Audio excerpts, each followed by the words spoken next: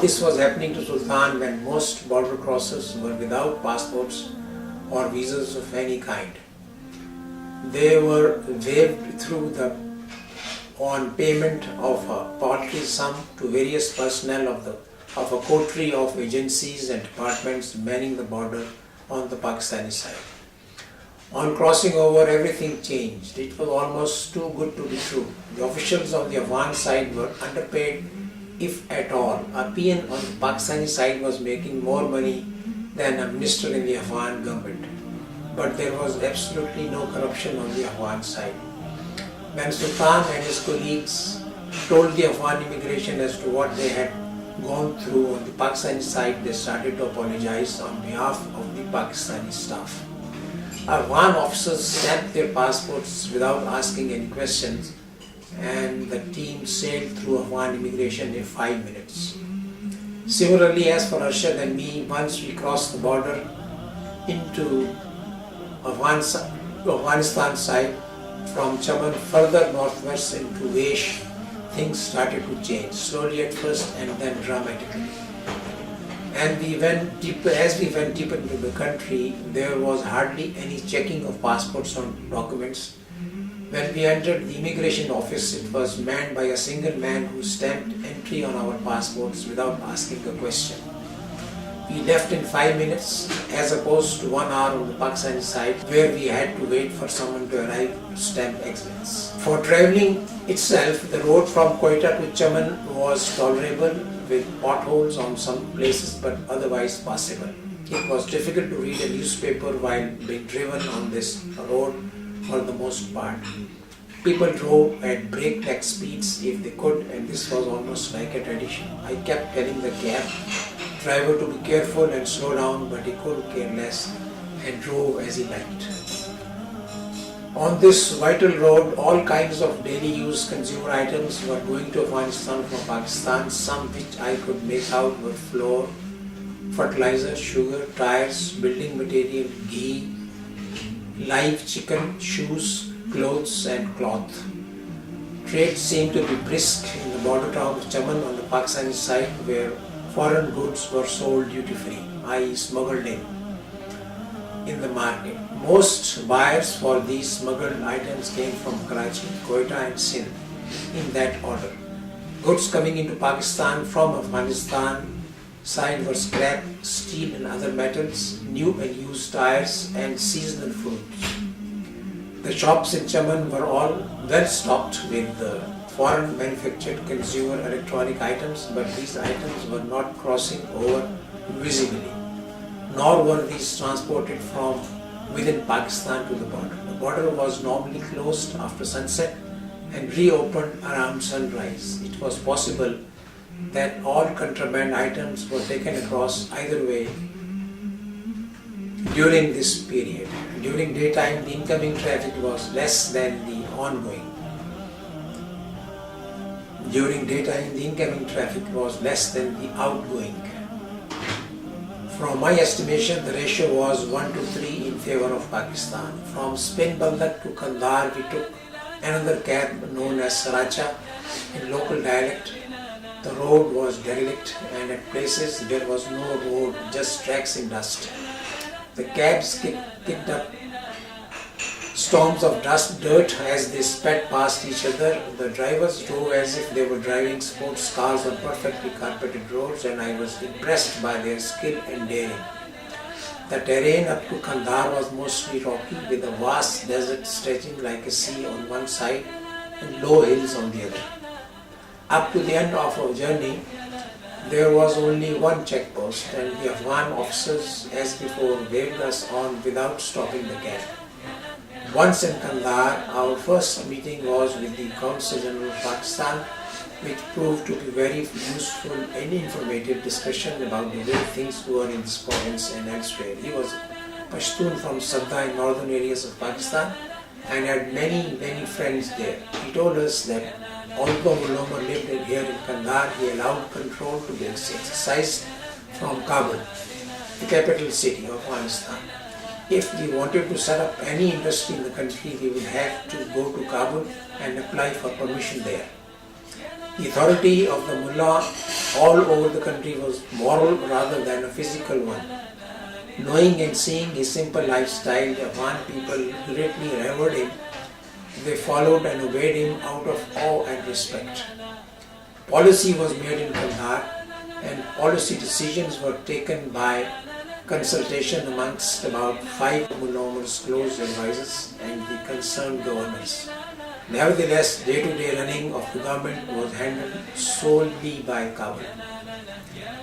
We also got to meet the governor of Kandahar, Mullah Hassan, without any prior appointment. We basically walked up to his office and found him outside talking to some local people.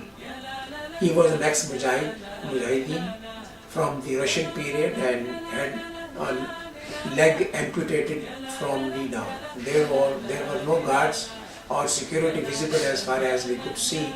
A man with a great sense of humor. He had a simple approach to everything.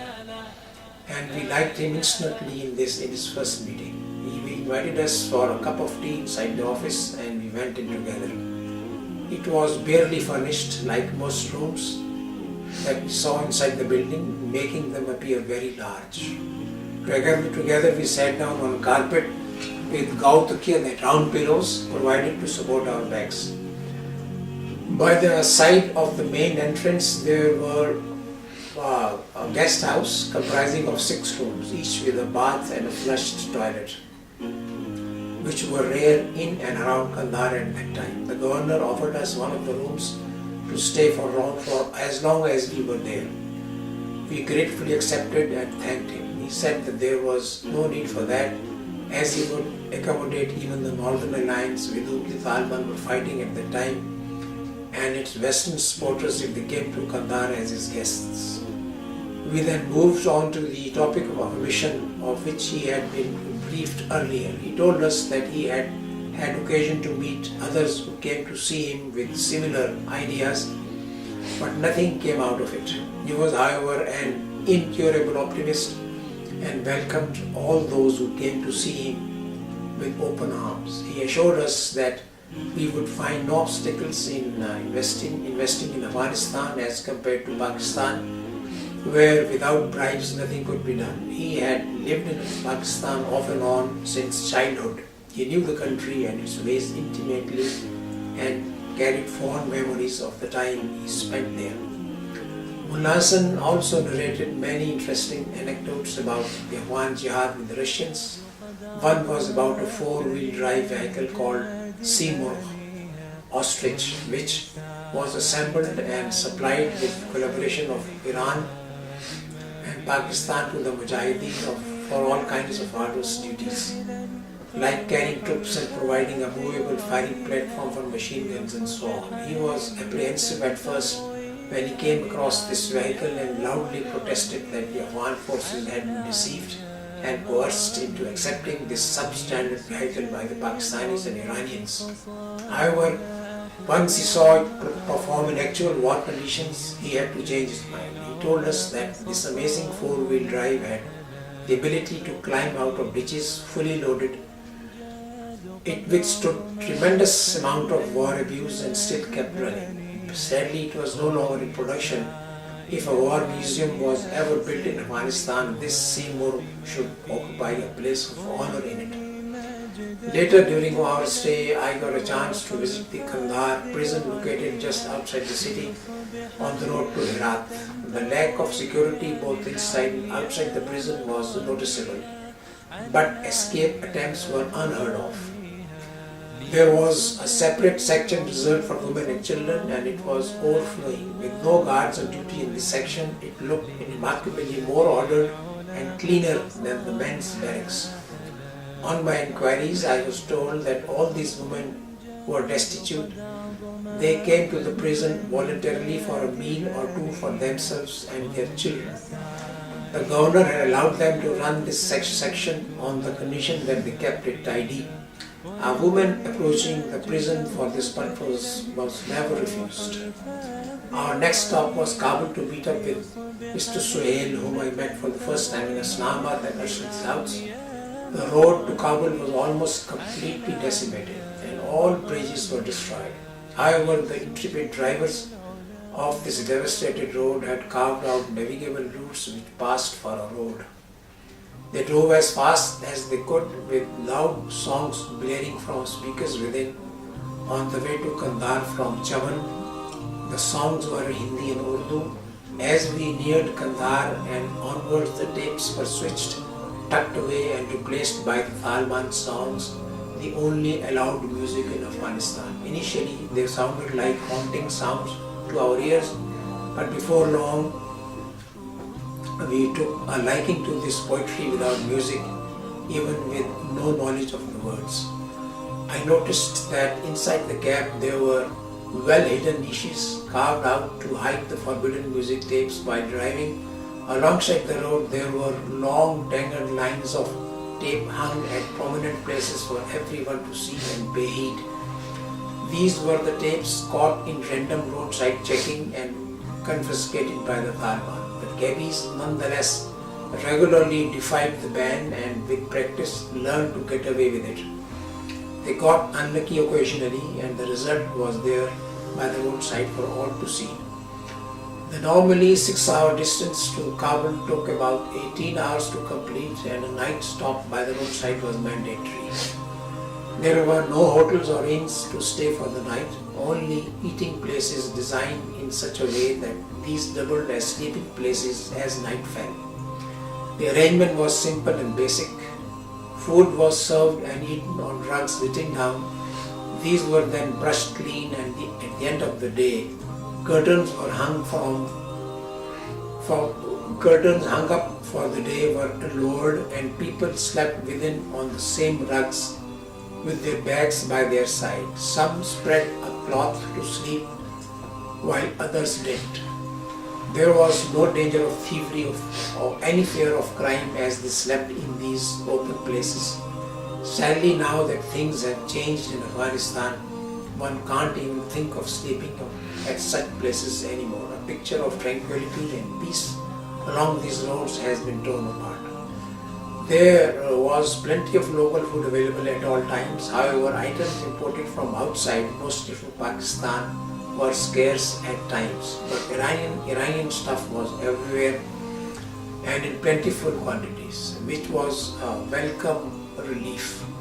Fruits were in abundance: apples, pomegranates, garma, the summer melons, and sarda, the autumn melons, and grapes were of finest quality and inexpensive. We bought some apples grown near Ghazni from a roadside fruit stall and took them with us to Kabul. Their pleasant fragrance filled the car all through our journey and permeated our rooms where we stayed.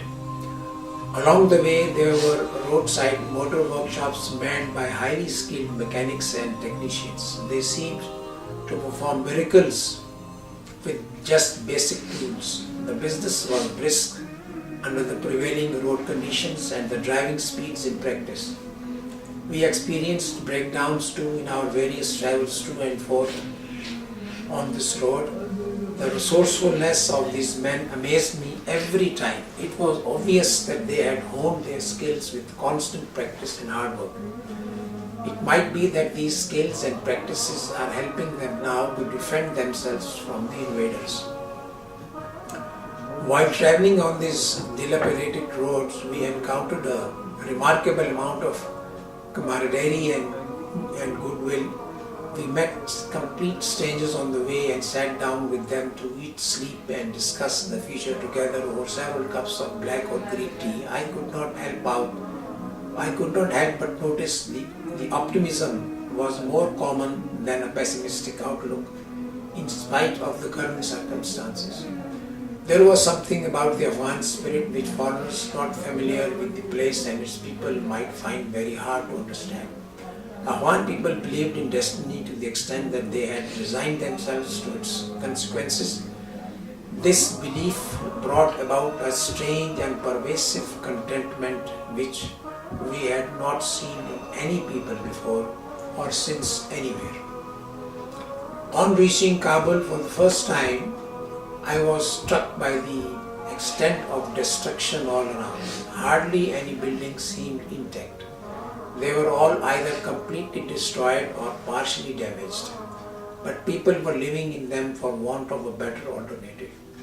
All was a pathetic and depressing sight. I remember cursing out loud for those responsible for this state of affairs. We were met at the cab station by Suhail, and he took us to his house at Wazir Akbar Khan Colony in Kabul. It was an abandoned property and he was living in it for the time being.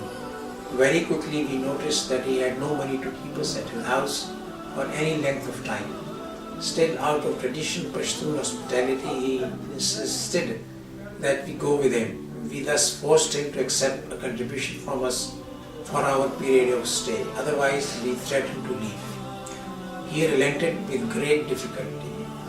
That was an experience well learned and just in time, as we were bound to face similar situations subsequently. It gave a measure of urban poverty prevalent in the country at that time. The main reason was that there was no gainful employment available in Kabul or elsewhere to make both ends meet. The next day, we went with Suhail to see some senior officials and ministers in the government. Everywhere we were offered awa, the traditional Afghan tea, and were welcomed with open arms. There was no protocol to go by, no security checks, no doormen or ushers. All the doors and windows of the offices were open. Most had no curtains, or if any, they were drawn apart. The discussions were straightforward and to the point. They wanted us to start some economic activity as early as possible on our own terms. I was impressed by the level of their concern for the general public in the absence of any desire to generate funds for the government in the form of taxes, duties, licenses, and so on. I noticed very little paperwork being pushed or used.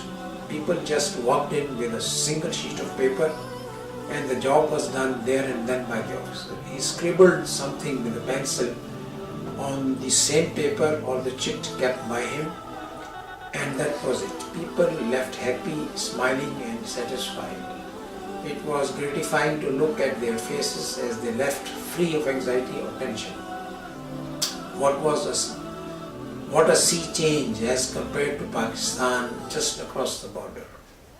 It was obvious that most of the problems faced by common people on a daily basis in Pakistan were because of this lack of concern for their well-being by the official there. Comparisons made things more clear, and a stark difference in approach of these Afghan officials was evident. The interaction among the ministers, officers and subordinate staff was fascinating. It was so informal, frank and above board that it surprised us. We contemplated and discussed amongst ourselves this remarkable atmosphere of understanding and smooth functioning in all the ministries that we visited. The minimal government interference truly impressed me. It was almost a perfect epitome of limited government, which was advocated by visionary leaders around the world. From what I saw in Afghanistan, the laws enacted and promulgated were quite flexible in a collective sense, where the government was involved. People were absolutely free to transact business within the country, amongst themselves or with foreigners. The laws were swear only where life, honor or property of a citizen was at stake. On the following day, all three of us went for a survey of the markets and found that almost all goods being sold were imported from Pakistan, Iran or the bordering Central Asian countries. Merchandise from Pakistan was most abundant and mainly consisted of daily use items. The markets were bustling with people and pricing was very competitive, which was good for the shoppers. There were women shopping freely, most were burqa clad, however, others just used a chadar, a sheet, to cover themselves. We noticed that some were wearing baggy pants under their coverings and nobody seemed to bother. There were many Sikh and Hindu merchants in the market doing business side by side with their Muslim compatriots. We also came across some foreigners, mostly Arabs, who had married locally and settled down in Kabul. They contributed in cash to the society and were very kind in helping out as much as they could. It was remarkable how quickly they had adopted to a very different culture and tradition prevalent in Afghanistan. They seemed well settled and satisfied with their predicament, notwithstanding the daily encumbrances that life presented in Kabul at that time. We were invited to a wedding ceremony on the 5th day of our first visit to Kabul. An Arab Mujahid from Kuwait was marrying the daughter of a well-to-do businessman of Kabul. The dinner served was lavish and attended by men from Middle Eastern countries and Pakistan. Women were also invited but served separately in another part of the large house. It was interesting to talk to and exchange ideas with these people about the future of the country. They were quite optimistic about the future and appreciated our serving the country